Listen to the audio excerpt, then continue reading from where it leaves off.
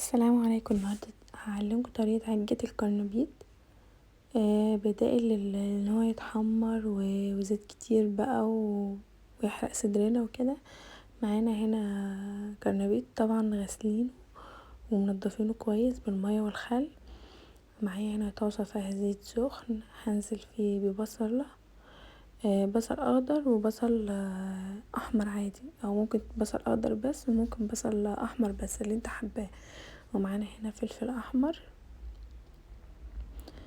حابة تحطيه مش حابة خلاص عادي، وشوية فلفل اخضر مخرطاه برضو، يعني زي 1 أو 2 كده على حسب الكمية الكرنبيط اللي انت عاملاها.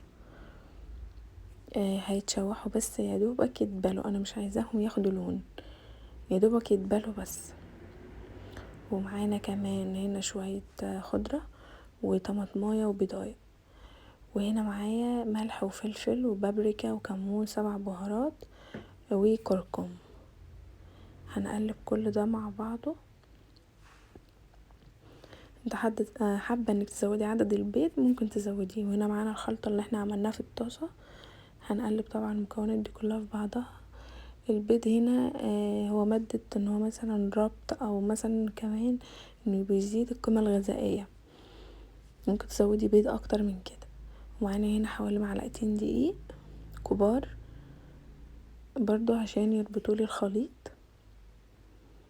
يعني هو شبه الخليط العادي بتاع الكرنبيط اللي احنا بنحمره، بس ضفنا فيه شوية حاجات عشان يزود لنا القيمة الغذائية.